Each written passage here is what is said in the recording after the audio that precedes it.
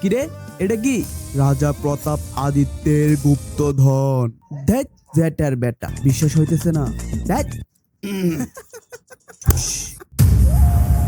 400 বছরের পুরনো রাজা প্রতাপাদিত্যের গুপ্তধন। 400 বছরের পুরনো গুপ্তধন, কিন্তু কথার সাথে কোনো সাসপেন্স নেই। ভেসে উঠে প্রোডাকশন লোগো। যে চাঁদ সদাগরের বংশধর সংকেত জানে সেই জন। তালা খুললেন, সংকেত লেখা আছে খামের ভিতরে।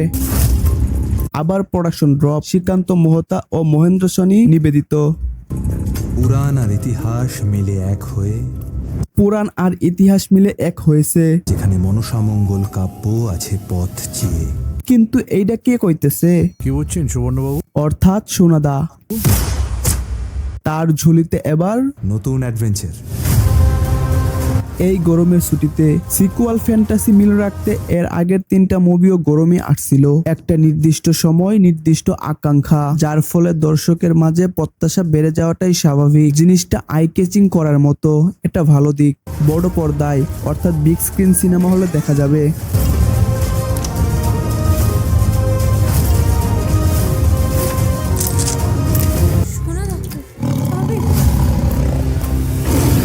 পরিচালনা ধ্রুব ব্যানার্জি। টিজার কাট এখানেই শেষ। সাসপেন্স অনেকটা ধরে রাখলেও প্রত্যাশা বাড়াতে পারেনি।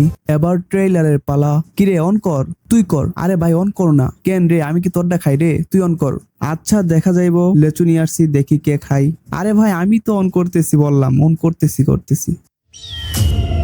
ইগলের ডাক, নদীতে নৌকা চলতেছে। রাজা প্রতাপাদিত্যের মুদ্রা, আর্লি 17th সেঞ্চুরি। তার মানে গুপ্তধনের সন্ধানে সোনাদা বেরিয়ে পড়েছে। Early 17th century. ইতিহাস ব্যাখ্যাতে এসবিএফ এর প্রোডাকশন লোগো। আচ্ছা সোনাদা, সোনাদার হাতে রাজা প্রতাপ আদিত্যের মুদ্রা। মনসা চাঁদ সদাগর কি সত্যি এক্সিস্ট করতো? কিছু জানার আগ্রহ, সাথে গুপ্তধন। ইতিহাস সামঞ্জস্যের র্যাপ সং। হিস্ট্রি প্রফেসর সুবর্ণ সেন গরমের ছুটিতে ফের ফিরলেন। ফিরে কোনখানেতে হানাটা দিলেন, সময়টা 1611। ট্রেইলারের বাড়তি পাওয়া। এই বিষয়টা সেই প্রথম সিকোয়েন্স থেকে বেয়ে আসছে। তবে শুনতে খারাপ না, আলাদা একটা গুজবাম আছে। প্রথমটা হিস্ট্রির প্রফেসর সুবর্ণ সেন বিলেতে পড়িয়ে এই দেশে ফিরলেন। দেশে ফিরে ইতিহাসে কান যেই পাতা, অমনি খুলল এক রহস্য খাতা। সে খাতায় এলোমেলো আঁকিবুকি টান, আজকের সাথে জুড়ে যান শাহজাহান। দ্বিতীয়টা হিস্ট্রির প্রফেসর সুবর্ণ সেন গরমের ছুটিতে ফের ফিরলেন। ফিরে কোনখানে ফের হানাটা দিলেন, সময়টা 1757। তৃতীয়টা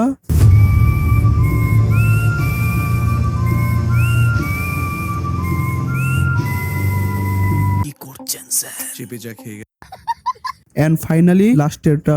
হিস্ট্রি প্রফেসর সুবর্ণ সেন গরমের ছুটিতে ফের ফিরলেন। ফিরে কোনখানেতে হানাটা দিলেন, সময়টা 1611। ফ্রম দ্য মেকার্স অফ গুপ্তধনের সন্ধানে, দুর্গেশ গড়ের গুপ্তধন, কর্ণ সুবর্ণের গুপ্তধন। এগুলো বলা খুব মুশকিল। এই কথাটা যদি আগের ডায়লগের সাথে মিলাই, মনসা চাঁদ সদাগর কি সত্যি এক্সিস্ট করতো? ওটা তো গল্প, তাই না? এগুলো বলা খুব মুশকিল। এখানে ঐতিহ্য, কুসংস্কার, সংস্কৃতি এবং বিশ্বাসের আখ্যা রয়েছে। বিশেষ করে আমাদের দেশে, যেখানে ইতিহাস, পুরাণ আর লোককথা একে অপরের সঙ্গে মিলেমিশে আছে। এই তো বেহুলা লক্ষেন্দরের সেই ঘর, সেই খাট। তারই সাথে বুম। এ কি, আবার আপনি? যেখানে গুপ্তধন সেখানেই দশানো। রনিদা হচ্ছে কমপ্লিট প্যাকেজ। এই দশানন্দার দশমে শনি। হাসিটা একদমই ফেক, চাচ্ছিল না। কথাবার্তাগুলো শোধরালো না না আপনার? তুমি আর কথা বলো না মামুনি, তুমি তো ভালুকেরও অরুচি, সব জানা আছে। ডিশ। এরে কেটে দাও, এরে কেটে দাও, এরে কেটে দাও। এইখানে ট্রেইলার কাটটা শেষ করে দিলে আমার মনে হয় সবচাইতে বেশি ভালো হতো, কিন্তু তারপরে যে এক্সট্রা পার্টটা নিয়ে আসছে সেটা সত্যি অপ্রয়োজনীয়। এইটা কি? এইখানেও স্লো মোশন, ডায়লগে কোনো ডেলিভারি নাই, কিন্তু এক্সট্রা গিয়ার আপ এড করছে। কাল যদি মাস্টার গুপ্তধরের হদিস না দেয়, তাহলে এবার কুচি দুটোকে চম্বের মতো কুচলে দেবো। কি দরকার ছিল গিরিগিটে ঘা এরপরে এই পার্টটা রাখার? সেইখানে একটু সাসপেন্স তো রাখতে পারতো। লাথির সাথে ফর দ্য বিগেস্ট অ্যাডভেঞ্চার। চমৎকার চমৎকার চমৎকার। On the big screen. আদৌ কি এইটার দরকার ছিল? এর আগেও তো একবার বলা হয়েছে। সপ্ত ডিঙার গুপ্তধন। শেষ কথা তো একটাই, লোভে পাপ আর পাপে মৃত্যু। ডিরেক্টর কাট ধ্রুব ব্যানার্জি। বরাবরের মতো এর আগের ট্রেলারের সাথে মিল রেখে কিছু কিছু শব্দ রিক্রিয়েট করা হয়েছে। গুপ্তধন, আবার গুপ্তধন, সোনারা গুপ্তধন। লোভে পাপ আর পাপে মৃত্যু, লোভে পাপ আর পাপে মৃত্যু। একটা ব্লকবাস্টার সিকুয়েল ফ্যান্টাসি নিয়ে আসলেন, কিন্তু সেটার ভিতরে কোনো নতুনত্ব নেই। তো 26 সালে এসে সেই একই কাহিনী, সেই 8 বছর আগের কাহিনী দেখে মনে হচ্ছে যে এর আগেরটাই ভালো ছিল। তো সেই জায়গায় কতটা মানিয়ে নিতে পারবে সেটা সত্যি প্রশ্নবিদ্ধ।